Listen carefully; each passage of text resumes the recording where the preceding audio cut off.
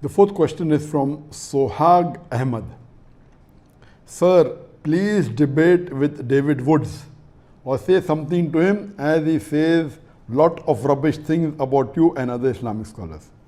This person, Sohag Ahmed, and few other Muslim brothers have been continuously asking this question that, oh, why is Dr. Zakir Naik not debating with David Woods? And they keep on asking this question several times, and I didn't think it was important, but now finally I've taken the question to give them the reason.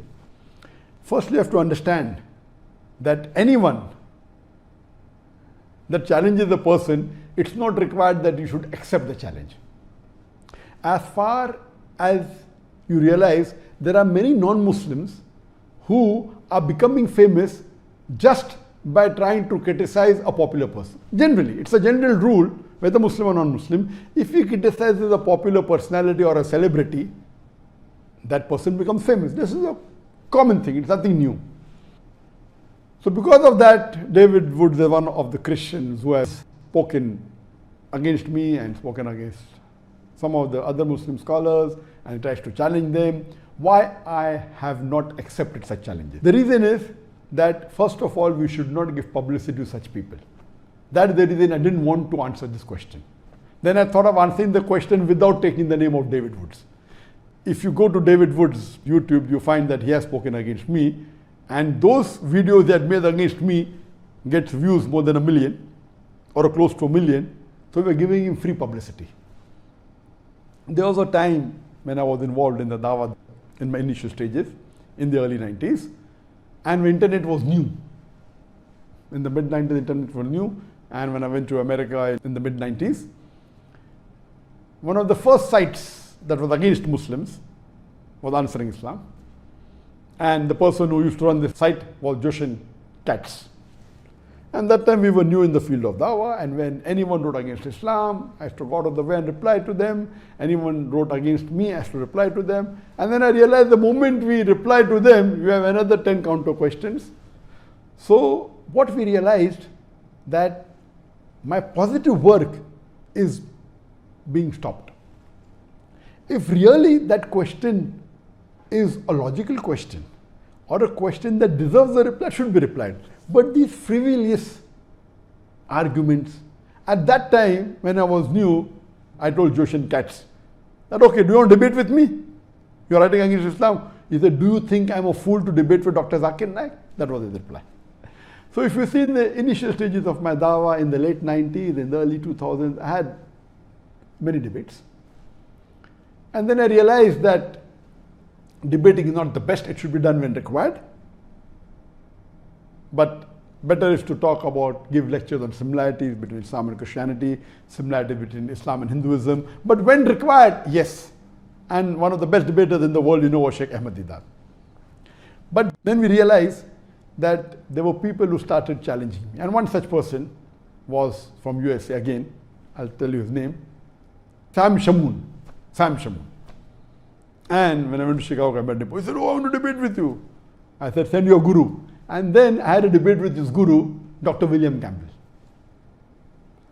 And when I accepted this debate, I was called by the students of USA that Dr. William Campbell wrote a book, Quran and Bible in the Light of Science. And he took out about 30 scientific errors in the Quran. And for 8 years, no Muslim replied. So this book was doing a great damage for the Dawah of the Muslims. And no one replied, so I took up the challenge. I read the book and I went and I debated with. And alhamdulillah, in Chicago, there were two groups among the Muslims. One group was against the debate. What is this? No one replied. And now this Zakir, who is this young man coming from India? How will he reply? So half the Muslims were against the debate and half the Muslims were for. Alhamdulillah, the debate took place in Chicago and Allah's help was there. Allah's mercy was there, and it was a very successful debate. So much so that after that, alhamdulillah, William Campbell, who got a doctorate in writing a book against Islam, mashallah, it lost its popularity. Later on, then I made a policy that after my videos started becoming popular, then I had a rule. I will only debate with those people who are popular. Then we realized that those people who are not popular started challenging to become popular. And I'll give you a very good example. Sheikh Ahmed Deedat, he debated with Jimmy Swaggart. And Jimmy Swaggart at that time was one of the most popular televangelists. He was multiple times more popular than Sheikh Ahmed Deedat. Many people told him, don't go, he will chew you and spit you. But Alhamdulillah, Sheikh Ahmed Deedat had the help of Allah and he gave a knockout to Jimmy Swaggart. We have another example, he debated with Anis Furosh. Anis Furosh wasn't known at all. But when Anis Furosh debated with Sheikh Ahmed Deedat, Alhamdulillah, won him lock, stock and barrel, but Anis Furosh became popular. So what we realize that when you debate with someone who's popular and an unpopular person debates with a popular person, the unpopular person becomes famous overnight. So why should we make the unpopular Christian missionaries as popular?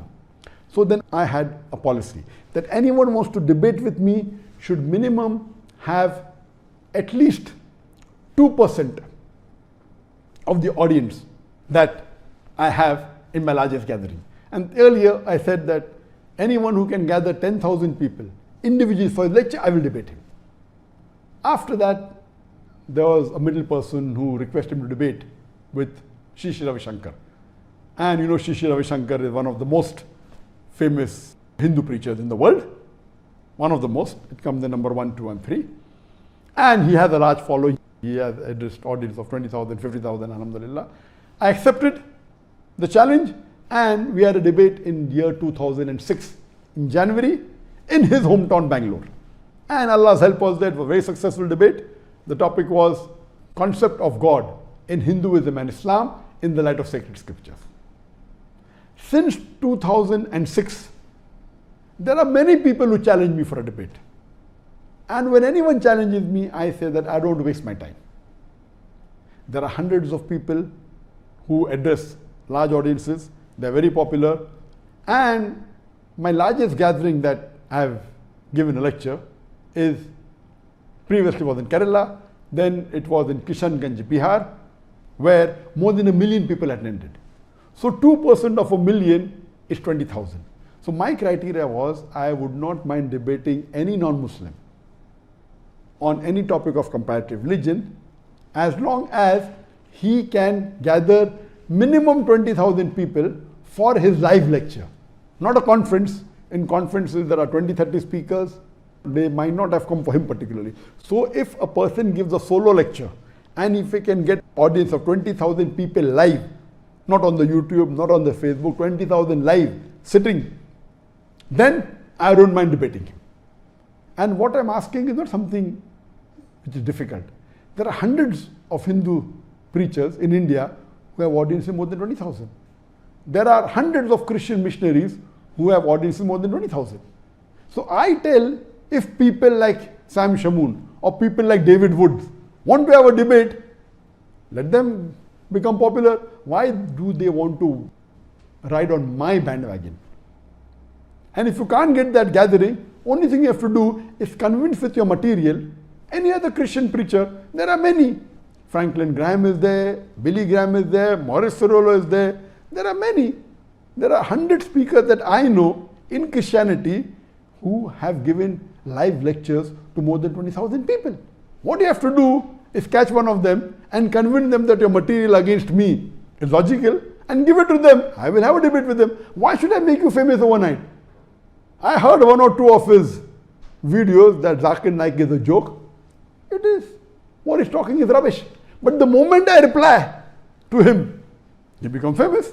That's the reason I was avoiding handling this question, because now the moment I take the name of David Woods, most of the people hearing me tonight may not be aware of David Woods.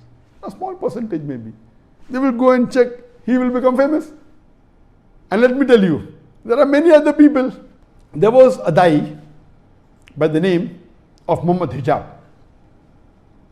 And he came to meet me in Malaysia last year. And he's a fan of mine, he's a good Dai. He personally had a debate with David Woods.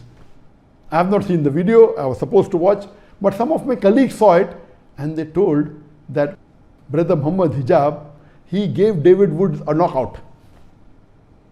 So when others can do the job, why should I waste my time? That's the reason previously we used to reply on the internet. Now we don't. Because the moment you reply, they'll give a counter reply and your work of positive dawah suffers. So So that's the reason anyone who wants to debate me, this criteria is there. Give it to a celebrity, give it to a famous personality, he will not be a fool to debate with me. Today, if someone gives $1 million to Shri Ravi Shankar, he will never agree to have a debate with me again. He knows that. Even if you give $2 million to him, he will not. Because he's a celebrity. He will lose his following. And he already lost many people in that debate who were his followers, who called him God. They accepted Islam.